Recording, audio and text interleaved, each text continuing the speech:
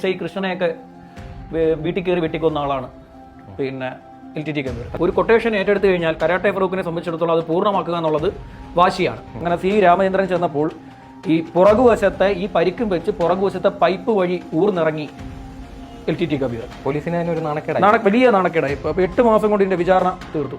തമിഴ്നാട്ടിൽ പോകുന്ന LTT കബീർ ക്രിസ്തുദാസ് എന്നൊരു പേര് സ്വീകരിച്ചു. ആ ക്രിസ്തുദാസ് എന്നുള്ള പേര് സ്വീകരിച്ചുകൊണ്ട് അവിടെ ഒരു ക്രിസ്ത്യൻ മിഷനറിയുടെ ഹോസ്പിറ്റലിൽ അഭയം പ്രാപിച്ചു. കോടതിയിൽ നിന്ന് ഇറക്കി ജയിലിലേക്ക് കൊണ്ടുപോരാൻ ബസ്സിൽ കയറ്റുമ്പോൾ, അതായത് പോലീസ് വാഹനത്തിൽ കയറ്റുമ്പോൾ ബോംബെറിയുക, ഇതായിരുന്നു അവരുടെ കൃത്യമായിട്ടുള്ള ഉദ്ദേശം. അതുപോലെ ജയിലിൽ ഒട്ടനവധി ചിത്രങ്ങൾ ഈ ഫറൂഖ് വരച്ചു കൂട്ടി. ബോംബ് നിർമ്മിച്ച കൈകൊണ്ട് ഫറൂഖ് നന്നായി ചിത്രങ്ങൾ വരച്ചു. ശ്യാമേട്ട, കേരളത്തിലെ ഗുണ്ടാ കുടിപ്പകയുടെ ചരിത്രത്തിൽ ഞെട്ടലുണ്ടാക്കിയ ഒരു കൊലപാതകമായിരുന്നു LTT കബീർ വധം. 1999 ജൂലൈ 16 തിരുവനന്തപുരത്ത് ജയിലിലേക്ക് കൊണ്ടുവരികയായിരുന്ന കബീറിനെ ബോംബെറിഞ്ഞ് കൊലപ്പെടുത്തി. പോലീസുകാരുടെ മുന്നിലിട്ട് ബോംബെറിഞ്ഞ് കൊലപ്പെടുത്തി പ്രതി ഫാറൂഖും സംഘവും.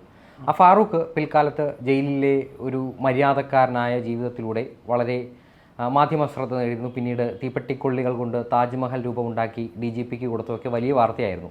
അപ്പോൾ നമ്മളിന്ന് ചർച്ച ചെയ്യുന്നത് LTT കബീർ വധമാണ്. അത് പിന്നീട് മാലിക് എന്ന സിനിമയിലൂടെ കണ്ടതാണ്. എന്നാലും പലർക്കും അറിയില്ല മാലിക് എന്ന സിനിമയിൽ ആ ഒരു പോലീസിന് മുന്നിൽ വെച്ച് ബോംബെറിഞ്ഞ് കൊലപ്പെടുത്തുന്ന ഒരു സംഭവം യഥാർത്ഥ സംഭവമായിരുന്നുവെന്ന്. ഇത് നമ്മുടെ ഈ അട്ടക്കുളങ്ങര ജയിലിൻ്റെ മുന്നിലാണ് ഇത് നടക്കുന്നത്. LTT കബീറും അതുപോലെ തന്നെ കരാട്ടെ ഫറൂഖും. കരാട്ടെ ഫറൂഖ് എന്ന് പറയുന്നത് നമ്മുടെ വള്ളക്കടവ് ഭീമാപ്പള്ളി മേഖലയിലെ ഒരു ഗുണ്ടാ നേതാവായിരുന്നു ഈ കരാട്ടെ ഫറൂഖ്. ആള് വളരെ വിദഗ്ധനാണ് ബോംബ് നിർമ്മാണത്തിൽ. ബോംബ് നിർമ്മിക്കാൻ നിമിഷ നേരം മതി കരാട്ടെ ഫറൂഖിന്.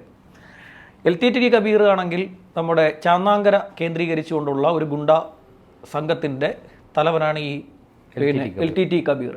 SI കൃഷ്ണനെയൊക്കെ വീട്ടിൽ കയറി വെട്ടിക്കൊന്ന ആളാണ് LTT കബീർ. അത്ര ഭീകരനാണ്. അപ്പോൾ SIയെ കൊല്ലാനുള്ള കാരണം എന്ന് വെച്ച് കഴിഞ്ഞാൽ ഈ LTT കബീറിനെ ഒരു തവണ ഒരു കേസുമായി ബന്ധപ്പെട്ട് പിടിച്ചപ്പോൾ സെല്ലിലിട്ട് ഇടിച്ചു. ഇടിച്ചു, റിമാൻഡ്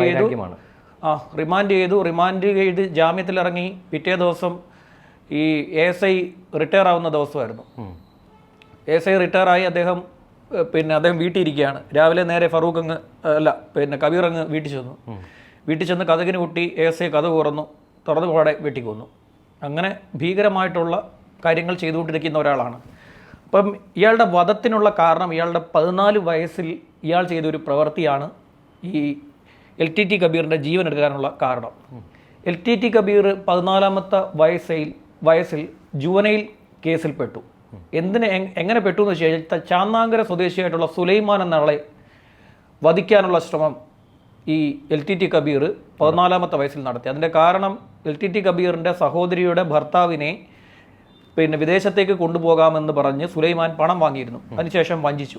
അതിനുള്ള പകയാണ് LTT കബീർ സുലൈമാനെ കൊലപ്പെടുത്താനുള്ള ശ്രമം ആ കാലഘട്ടത്തിൽ നടത്തിയത്. പിന്നീട് ഇങ്ങോട്ട് ചാന്നാങ്കരയിൽ എങ്ങനെയും സുലൈമാനെ കൊലപ്പെടുത്തുക എന്നുള്ള ചിന്തയോടുകൂടിയാണ് LTT കബീർ പിന്നീടുള്ള ഗുണ്ടാവാഴ്ച മുഴുവൻ നടത്തിയത്.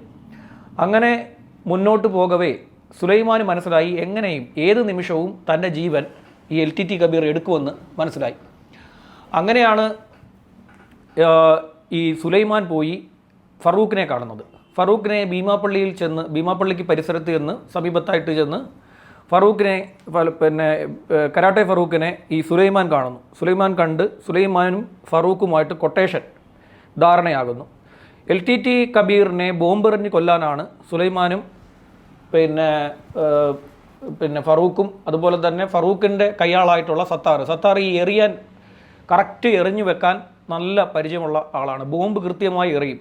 ഇത് എവിടെ കൊള്ളണം എന്നുള്ളത് അവിടെ കൃത്യമായി ഫറൂഖ് സത്താർ കൊള്ളിച്ചിരിക്കും. സത്താറാണ് തലയ്ക്ക് എറിഞ്ഞത്. കറക്റ്റ് തലയിലാണ് ചെന്ന് കൊണ്ടത്. LTT കബീറിൻ്റെ തലയിൽ ചെന്ന് കൊണ്ട് തല തകർന്നു പോവുകയായിരുന്നു.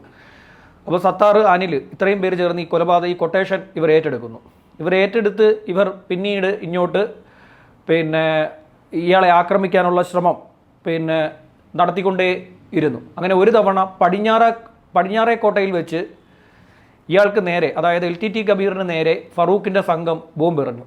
അന്ന് നേരിയ വ്യത്യാസത്തിൽ മാത്രം ഈ LTT കബീർ രക്ഷപ്പെട്ടു. LTT കബീർ രക്ഷപ്പെട്ട ശേഷം LTT കബീർ നേരെ നല്ല ഗുരുതരമായിട്ടുള്ള സാരമായിട്ടുള്ള പരിക്ക് ഇദ്ദേഹത്തിന് ഏറ്റിട്ടുണ്ടായിരുന്നു. LTT കബീർ നേരെ ഇവിടുത്തെ തിരുവനന്തപുരം മെഡിക്കൽ കോളേജ് ആശുപത്രിയിൽ പോയി ചികിത്സ തേടി.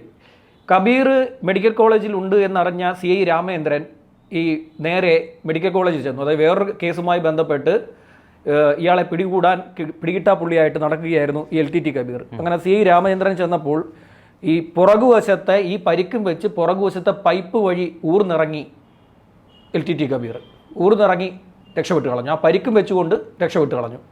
പിന്നീട് നേരെ പോകുന്നത് തമിഴ്നാട്ടിലാണ്. തമിഴ്നാട്ടിൽ പോകുന്ന LTT കബീർ ക്രിസ്തുദാസ് എന്നൊരു പേര് സ്വീകരിച്ചു.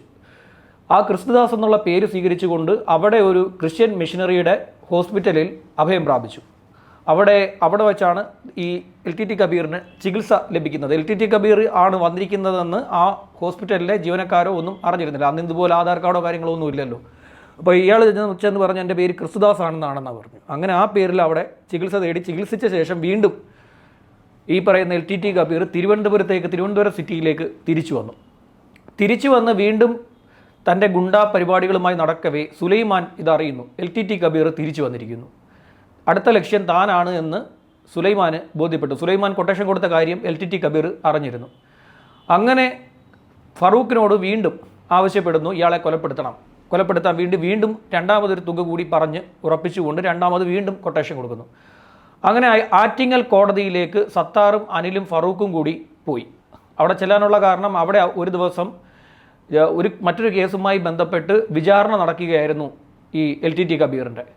അങ്ങനെ ഇവരുടെ കണക്കൂട്ടലനുസരിച്ച് ഈ LTT കബീറിനെ കോടതിയിൽ നിന്ന് ഇറക്കി ജയിലിലേക്ക് കൊണ്ടുപോരാൻ ബസ്സിൽ കയറ്റുമ്പോൾ, അതായത് പോലീസ് വാഹനത്തിൽ കയറ്റുമ്പോൾ ബോംബെറിയുക, ഇതായിരുന്നു അവരുടെ കൃത്യമായിട്ടുള്ള ഉദ്ദേശം. ആ ഒരു പ്ലാൻ അങ്ങനെയായിരുന്നു.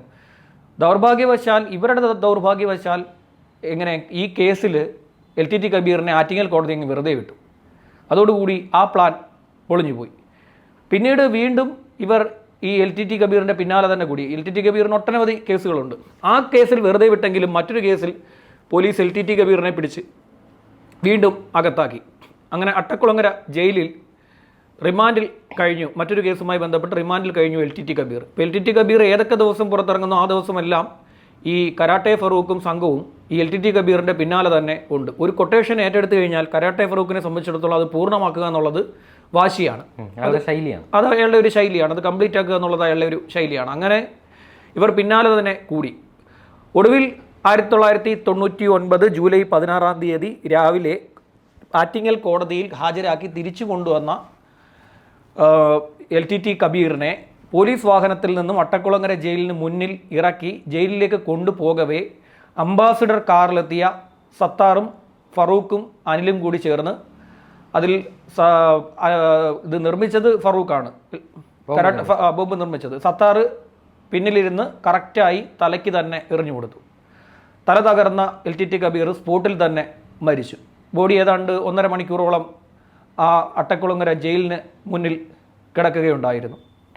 അങ്ങനെയാണ് ഈ കൊലപാതകം നടക്കുന്നത്. ഇതിൻ്റെ വിചാരണ 8 മാസം കൊണ്ടാണ് തീർത്തത്. 8 മാസം കൊണ്ട് തന്നെ നിമിഷ നേരം കൊണ്ട് കുറ്റപത്രം തയ്യാറാക്കി പോലീസ് കൊടുത്തു. പോലീസിന് വാശിയായി. കാരണം പോലീസിൻ്റെ സംരക്ഷിത കവചത്തിനുള്ളിൽ വെച്ചാണ് ഒരാളെ കൊലപ്പെടുത്തുന്നത്. അത് പോലീസിന് അങ്ങേയറ്റത്തെ വാശിയായി. അത് നിമിഷ നേരം കൊണ്ട് തന്നെ പോലീസിന് ഒരു വലിയ നാണക്കേടായി. അപ്പോൾ 8 മാസം കൊണ്ട് ഇതിൻ്റെ വിചാരണ തീർത്തു. തിരുവനന്തപുരം അഡീഷണൽ സെഷൻസ് കോടതി LTT കബീറിനെയും സത്താറിനെയും തൂക്കുകയറിന് വിധിച്ചു. അനിലിന് ജീവപര്യന്തവും വിധിച്ചു.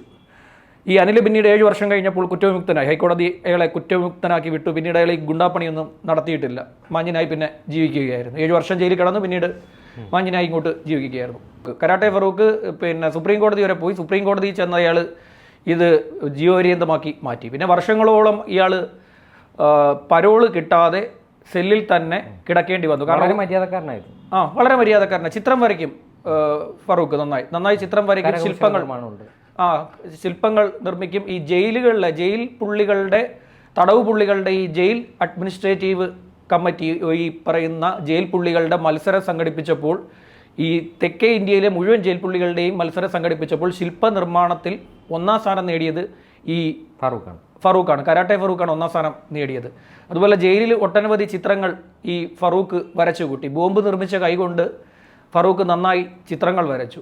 ഈ അന്നത്തെ ജയിൽ DGP ആയിട്ടുള്ള MJ രാമൻ മിക്കവാറുമൊക്കെ ഈ ഫറൂഖിനെ കാണാൻ വേണ്ടി വരുമായിരുന്നു. ഈ കരാട്ടെ ഫറൂഖിനെ കാണാൻ വേണ്ടി വരുമായിരുന്നു. സ്ഥിരമായി അദ്ദേഹം വരുമായിരുന്നു. ഫറൂഖിലുള്ള ഒരു മാറ്റം, ഇത്രയും വലിയൊരു കൊലയാളി, ഒരു ക്രൈം ചെയ്ത ഒരാൾ, കൊലക്കുറ്റമൊക്കെ ചെയ്തു വച്ചിരിക്കുന്ന ഒരാൾ ഇത്ര മാന്യനായി മാറിയതിൽ എം ജെ രാമന് പലപ്പോഴും അത്ഭുതം DGPക്ക് തോന്നിയിരുന്നു. ഫറൂഖ് ഒരു മാതൃകയാണെന്ന് പോലും, അതായത് ജയിൽ പുള്ളികൾക്കിടയിൽ ഫറൂഖ് ഒരു മാതൃകയാണെന്ന് പോലും എം ജെ രാമന് പലതവണ തോന്നി.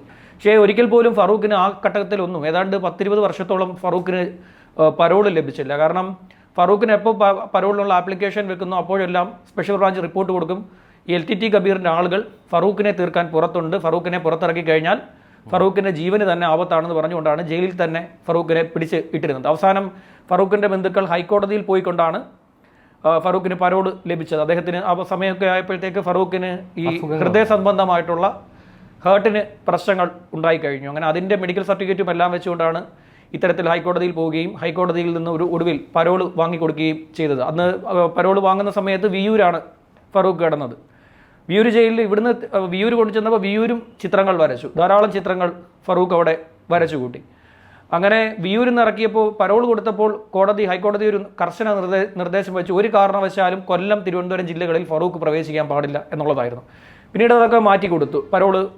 ഒടുവിൽ കൊറോണ വന്ന സമയത്ത് ഫറൂഖിന് കൊറോണ വന്ന ഈ സമയമുണ്ടല്ലോ, കോവിഡ് ഈ ലോക്ക്ഡൗൺ വന്ന സമയത്ത് ഒട്ടനവധി ജയിൽ പുള്ളികൾക്ക് ഈ പരോള് കൊടുത്തിട്ടുണ്ടായിരുന്നു. ആ കൂട്ടത്തിൽ ഫറൂഖിനും പരോള് കൊടുത്തു. പരോള് കൊടുക്കുന്നതിന് മുമ്പാണ് എം ജെ രാമൻ വിരമിക്കുന്നത്. അപ്പോൾ അദ്ദേഹത്തിന് ജയിൽ DGP ആയിരുന്ന അദ്ദേഹത്തിന് ഈ ഫറൂഖ് ഒരു തവണ ജയിൽ ഉദ്യോഗസ്ഥരോട് ചോദിച്ചു, എനിക്ക് കുറച്ച് തീപ്പെട്ടിക്കൊള്ളി തരുമെന്ന് ചോദിച്ചു. അപ്പോൾ ജയിൽ ഓഫീസേഴ്സ് കൊടുക്കാൻ തയ്യാറായില്ല. കാരണം എന്ത് വെച്ചും ഈ ഫറൂഖ് ബോംബുണ്ടാക്കി കളയും. അങ്ങനെ കൊടുക്കാൻ തയ്യാറായില്ല. അങ്ങനെ ഒടുവിൽ എനിക്കൊരു താജ്മഹൽ നിർമ്മിക്കാനാണെന്നൊക്കെ പറഞ്ഞപ്പോൾ ഒടുവിൽ ജയിൽ സൂപ്രണ്ട് തന്നെ ഇടപെട്ടുകൊണ്ട് ഈ വെടിമരുന്ന്, അതായത് ഇതിലെ വെടിമരുന്നുണ്ടല്ലോ, തീപ്പെട്ടിക്കുള്ളിയിലെ വെടിമരുന്ന് മാറ്റിയിട്ട് കമ്പ് മാത്രമായി കൊടുത്തു. താജ്മഹൽ നിർമ്മിച്ചിട്ട് എം ജെ രാമൻ വിരമിക്കുന്ന ദിവസം വിരമിക്കൽ ചടങ്ങ് ജയിലിൽ വെച്ച് നടത്തിയ സമയത്ത് അദ്ദേഹത്തിന് താജ്മഹൽ കൊണ്ടുപോയി കൊടുത്തു. ആ താജ്മഹൽ ഇപ്പോഴും എം ജെ രാമൻ്റെ ഓഫീസിലുണ്ട് എന്നാണ്, ഇപ്പോഴും ജയിൽ DGPയുടെ ഓഫീസിൽ ഈ താജ്മഹൽ അവിടെ കണ്ണാടിക്കൂട്ടിനുള്ളിൽ ഇരിപ്പുണ്ടെന്നാണ് ജയിൽ ഉദ്യോഗസ്ഥർ ഇപ്പോഴും പറയുന്നത്. വലിയ മാറ്റം ഈ ഫറൂഖിന് പിന്നീട് ഉണ്ടായി. 2 പെൺമക്കളായിരുന്നു. 2 പെൺമക്കളുടെയും വിവാഹത്തിന് മാത്രമാണ് ഫറൂഖിന് പോലീസ് സംരക്ഷണത്തോടു കൂടി പരോൾ കിട്ടിയത്, പങ്കെടുക്കാൻ സാധിച്ചത്. പോലീസ് സംരക്ഷണത്തോടെ വിവാഹത്തിന് പോവുകയും പിന്നെ തിരിച്ചു വരികയായിരുന്നു. പിന്നെ അടുത്ത ബന്ധു മരിച്ചപ്പോഴും പോലീസ് സന്നാഹം ഉണ്ടായിരുന്നു. ഈ കഥയാണ് എടുത്ത് പിന്നീട് മാലിക്കിലെടുത്ത് അപ്പാനി രവിയെ എറിഞ്ഞു കൊല്ലുന്നതായിട്ട് ആ രംഗമായിട്ട് ഉപയോഗിച്ചത്. അദ്ദേഹം കഴിഞ്ഞ 3 വർഷം മുമ്പ് ഫറൂഖ് ഹാർട്ട് അറ്റാക്ക് സംഭവിച്ച് അദ്ദേഹത്തിൻ്റെ മരണം സംഭവിക്കുകയും ഭീമപ്പള്ളിയിലെ വീട്ടിൽ വെച്ച് മരണം സംഭവിച്ചു. അദ്ദേഹം ആ സമയത്ത് കോവിഡ് പോസിറ്റീവുമായിരുന്നു എന്നാണ് വിവരം. ഇതാണ് തിരുവനന്തപുരത്തെ 2 ഗുണ്ടകളുടെ പകയുടെ കഥ.